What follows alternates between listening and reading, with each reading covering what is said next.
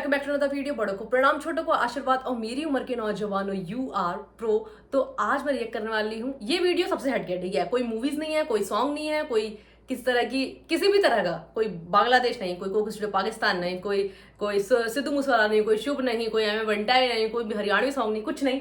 ये है जो मैं मोस्टली साउथ के सॉन्ग उठाती हूँ। तो मैं हमेशा नहीं कहती हूँ ये तेलुगु है, ये तमिल है, ये कौन सी वाली की है, ये कौन सी वाली की है। तो मेरे को देखो, जो चीज मेरे को जानना होता है ना, वो वीडियो खुद ब खुद आपके सामने आ जाती है। तो आज जब मैं ऐसे स्क्रॉल मार रही थी तो मैंने कहा कि यार एक बार ऐसे ही डाल के देखती हूँ कि कोई थालापति विजय के सॉन्ग या कुछ इस टाइप के कोई नया करती हूँ, क्योंकि मैं देखो यहाँ से भी उठाना चाहती हूँ, ठीक है, साउथ की भी सॉन्ग करना चाहती हूँ, क्योंकि मेरे को बड़ा मजा आता है। उनकी एनर्जी मेरी एनर्जी से बहुत मिलती है और मेरे को मजा आता है चीजें करने में। लैंग्वेज बैरियर वो सब टाइटल से मैनेज हो जाता है भैया। वो तो मेरे को अपनी हिंदी के अलावा मेरे को बहुत सारी लैंग्वेज नहीं आती यार, तो मैं उसको सीख मतलब ऐसा थोड़ी है कि मैं एंजॉय करना बंद कर दूंगी, मैं भी हर चीज पे जाऊंगी, क्योंकि लोग आपसे नए नए लोग खाली ऐसे भी नहीं जुड़ जा रहे हैं कि तुम देख रहे हो करके, नहीं, आपको चीजें पकड़ में आती हैं, आपको थोड़ी चीज समझ में आती है, आपको इमोशन समझ में आता है, आपको चीजों की भाषा, सिर्फ भाषा वाली भाषा नहीं, वो क्या कहना चाहते हैं, इस तरह का इमोशन जो गानों में होता है वो भी आप समझ सकते हो। तो क्यों नहीं जनता आपसे जुड़ेंगी। तो मैं जैसे साउथ के गाने उठाती रहती थी तो मेरे को समझ में नहीं आता था ये कौन सी इंडस्ट्री का, ये कौन सी इंडस्ट्री का। तो आज मैं देख रही थी कंपैरिजन वाली वीडियो देख रही थी, Tollywood versus sandalwood versus Kollywood versus Mollywood,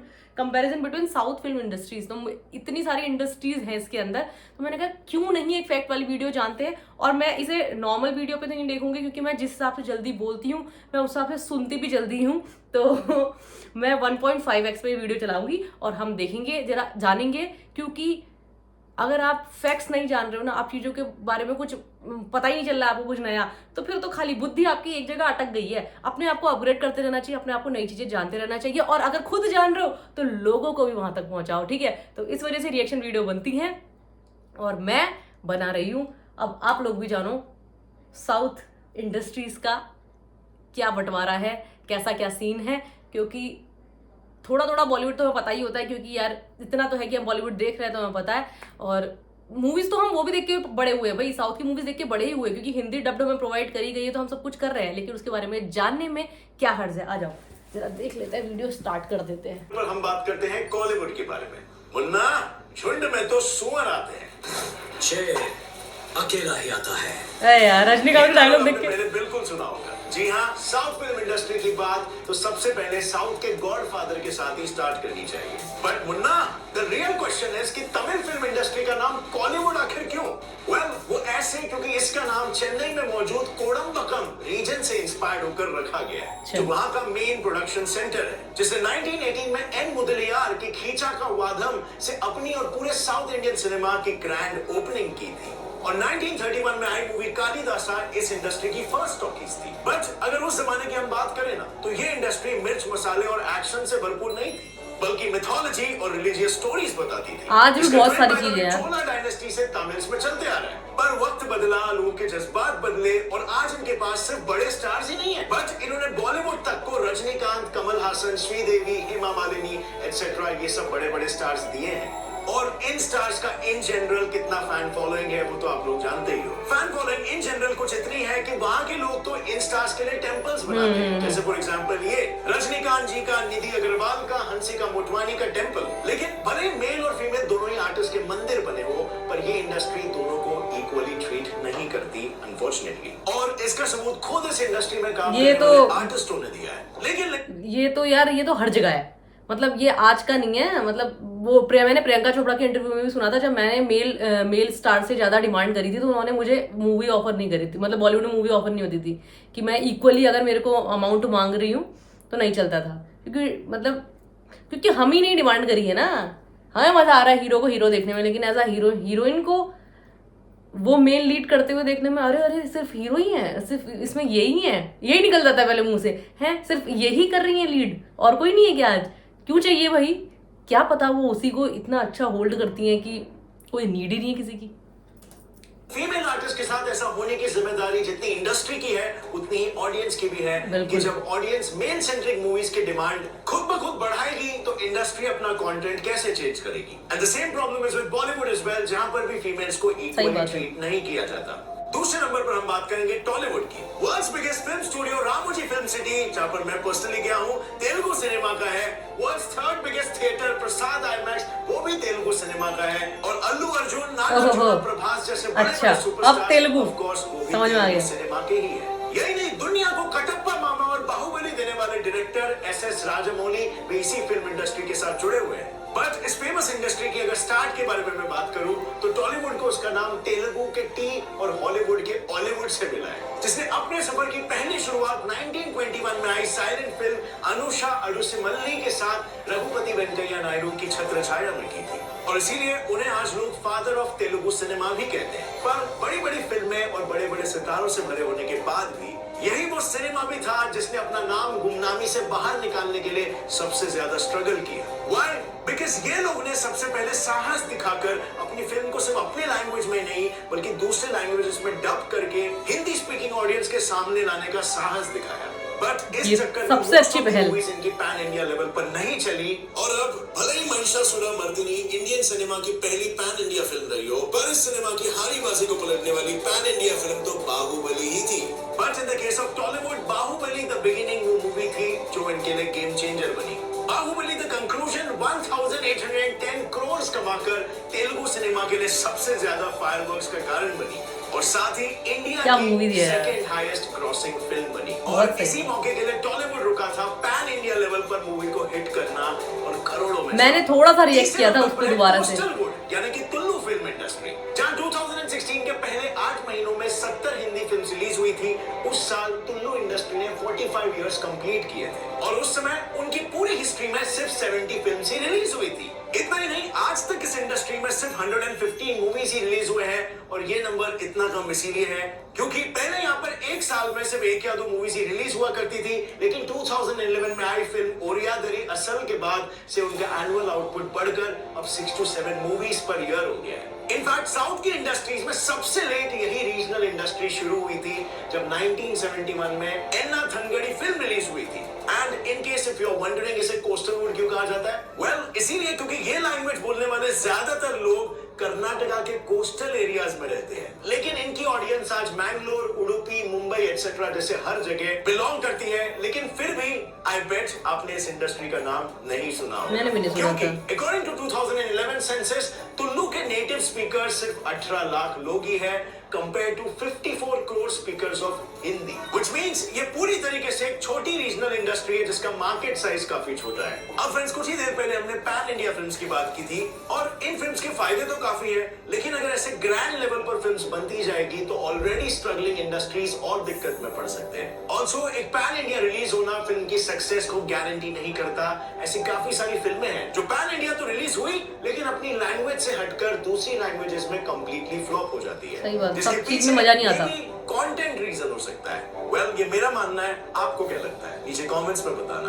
number 4 Mollywood यानी मलयालम फिल्म इंडस्ट्री। 1984 में इंडिया ने क्रिकेट में फर्स्ट वर्ल्ड कप तो जीता ही था, लेकिन उसके साथ इंडिया की first 3D film my dear कुट्टी चेतन भी उसी साल रिलीज हुई थी और ये फिल्म आई थी कहीं और से नहीं बल्कि बॉलीवुड से, जो कि केरला स्टेट बेस्ड इंडस्ट्री है और मलयालम और हॉलीवुड को मिलाकर बनी है नाम बॉलीवुड। इस फिल्म इंडस्ट्री की शुरुआत 1928 में हुई थी जब जेसी डैनियल ने विघाथा कुमारन नाम की एक साइलेंट फिल्म बनाई थी। So as you can see this film industry is quite old and इसीलिए इन्हें आज फादर ऑफ मलयालम सिनेमा भी कहा जाता है। इनफैक्ट फर्स्ट मलयालम टॉकी बालन एग्जैक्टली 10 साल बाद 1938 में रिलीज हुई थी और इतना ही नहीं, जहां पर बिफोर इंडिपेंडेंस यहाँ से 5 फिल्में बनी थी, वहीं आज यहाँ पर एनुअली 200 से ज्यादा फिल्में रिलीज होती है और इनका इतना फास्ट आगे बढ़ने का राज है फिल्म मेकिंग में। क्यों बहुत सारे लोग लाइव में एक्सपर्टीज। बोलने का मन नहीं कर रहा बीच में कुछ, क्योंकि ये समझने वाली वीडियो है, सुनने वाली वीडियो है और इससे नई चीजें मालूम हो रही हैं, तो इसमें मेरी बकवास वो जरूरी नहीं है, इसमें जरूरी है जानना। Can imagine first 3D movie इन्होंने बनाया था। फर्स्ट 3D मूवी तो क्या, first 70mm digital movie, cellphone से शूट की गई मूवी और 8K में शूट की गई फिल्में भी यहीं से आई है। बट इन्हें सिर्फ टेक्निकल नर्ड्स ही नहीं समझना, इनके famous actors Mammootty and Mohanlal जैसे लोगों ने काफी सारे नेशनल फिल्म अवार्ड्स भी जीते हैं। लेकिन इतना स्ट्रगल और प्रोग्रेस करने के बाद भी आज इनकी कंडीशन ऐसी है कि इनकी फेमस फिल्म जैसे कि दृश्यम, बॉडीगार्ड, गॉडफादर वाह यार, दृश्यम भी रीमेक्स मलयालम बने हैं, लेकिन वो रीमेक्स इन ओरिजिनल मूवीज से काफी ज्यादा कमा चुके हैं। फॉर एग्जांपल, जहां पर ओरिजिनल मलयाली दृश्यम ने 60 करोड़ कमाए थे, वहीं पर हिंदी रीमेक ने 110 करोड़ कमा लिए। और क्या, अभी भी दिखा रही हूँ पापा को। नंबर 5 और वो इंडस्ट्री जो अभी सबसे ज्यादा चर्चे में है, सैंडलवुड उर्फ कन्नड़ फिल्म इंडस्ट्री।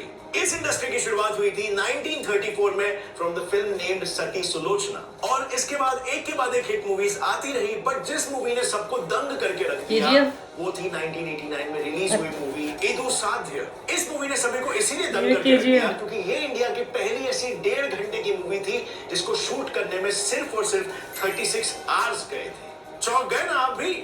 ज्यादा चौंकने की जरूरत नहीं है क्योंकि कन्नड़ सिनेमा वैसे भी एक्सपेरिमेंटल वर्क्स को प्रोड्यूस करने के लिए जाना जाता है। प्लस वो हर मूवीज नॉवेल बेस्ड बनाते थे, और 1995 में तो उन्होंने गैंगस्टर बेस्ड मूवी बनाई थी जिसका नाम था ओम। वही फिल्म जिसको अभी तक पूरे 550 टाइम्स री रिलीज किया गया और आगे भी किया जाएगा।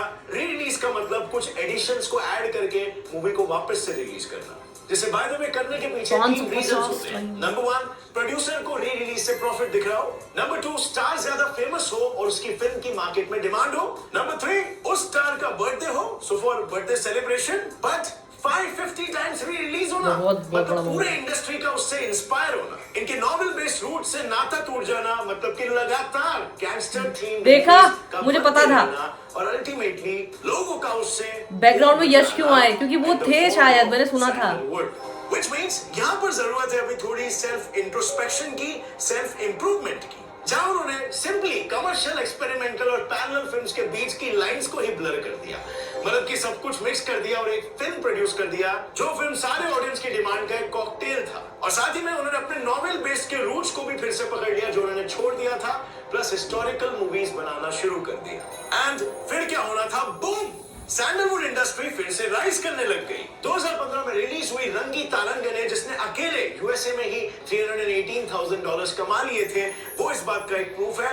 और 2018 में जो केजीएफ रिलीज हुई थी, उसने देखा, मैं झूठ नहीं बोल रहा, कमाकर मैंने पढ़ा था रिकॉर्ड्स तोड़ दिए। कि ये कर्नाटक से बिलोंग करते हैं, जो हाल ही में रिलीज हुई है 2022 में, तो उसने सिर्फ 8 दिनों में 300 करोड़ से भी ज्यादा कमाकर पहले के भी सारे रिकॉर्ड्स तोड़ दिए। KGF 2 पे मैंने एक डिटेल वीडियो बनाया कि उसके पीछे फिल्म थियरी क्या थी, उसको अगर आपको चेकआउट करना है तो YouTube पर बस सिर्फ सर्च करना get set fly fact KGF 2 और वो वीडियो आप देख सकते हो। इनफैक्ट क्या आपको पता था 2019 के डेटा के हिसाब से बॉलीवुड ने 501 फिल्म्स रिलीज की थी, तो वहीं पर इन 5 रीजनल इंडस्ट्रीज ने मिलकर बॉलीवुड से भी ज्यादा फिल्में निकाली थी। Which means ये 5 डालियां मिलकर कभी भी बॉलीवुड का पेड़ काट सकते हैं। पर मेरे को ऐसा नहीं है कि यार बॉलीवुड का पेड़ काटना है, इसका पेड़ काटना है तो पूरा भारत ही ना यार, है ना। ऐसे इंडस्ट्रीज अलग अलग हो सकती है, पर मेन उसका क्या है, ऑस्कर मिला यार जब वो देखो, पार्शियलिटी आपस में होती है पर लोगों में नहीं होती है यार। अगर ऑस्कर मिला है तो हम कितने खुश हुए, सब खुश हुए ना, क्योंकि जिस इंडस्ट्री में जो लोग होंगे ना वही वहीं पे गुटर मुड़ करेंगे, बाकी और कोई नहीं करता। जैसे ऑफिस कल्चर है, ठीक है, ऑफिस के अंदर के लोग ही तो आपसे पॉलिटिक्स करेंगे, बाहर के तो नहीं करेंगे। तो जिसका जिससे मतलब होता है ना वही लोग करते हैं, बाकी उसके अलावा दुनिया खुश होती है कि हमारी चीजें यहाँ तक पहुंची हैं। मुझे तो नाटू का जब ऑस्कर मिला था, मैंने मतलब इतनी बार देखा था, नाचो नहीं देख रही थी, नाटो। तो लोग बहुत प्यार करते हैं। ये तो यार मुझे लगता है आज से नहीं है, ये कब से है कि अगर आप जिस इंडस्ट्री में हो ना, उसी के चारों ओर आपके साथ धोखाधड़ी, ये वो सो सब कुछ होगा, और उसी पे ही आपको अपने आप को प्रूफ करना होता है, ठीक है। तो यही बात है कि हमारा जो मतलब बेस्ट डांस का जो सॉन्ग मिला वो यहाँ से मिला, क्योंकि भाई, और ये बहुत अच्छे से भी हो सकता था। कहते हैं किसी ने मतलब डेब्यू कुछ नाम नहीं दिया था, कुछ ऐसा नेम नहीं किया था बहुत सारी चीज़ों में। अब मेरे को इतना सब कुछ नहीं पता, लेकिन ये पता है कि पार्शियलिटी तो होती है, और ये आज की बात नहीं है, ये हमेशा की बात है। तो इसलिए ये चीज़ नहीं सर्कस नहीं करनी चाहिए कि बॉलीवुड को पिछाड़ देंगे, ये इसको पिछाड़ देंगे, नहीं यार, हम सब आगे बढ़ेंगे, ये वाली बात होती है बस। कुछ ऐसा ही आज के टाइम पे हो भी रहा है, जहां पर बॉलीवुड मूवीज पिट रहे हैं तो वहीं पर साउथ के मूवीज मचा रहे हैं। आपकी इस विषय पर क्या राय है, और साउथ इंडियन मूवी इंडस्ट्री में से आपको सबसे अच्छी फिल्म कौन सी लगती है, नीचे कमेंट सेक्शन में मुझे जरूर बताना। अगर इस वीडियो से कुछ भी बिल्कुल मतलब बिल्कुल मजा आ गया। आज थोड़ा सा ऐसा लगा कि अच्छा कुछ जानने को मिला।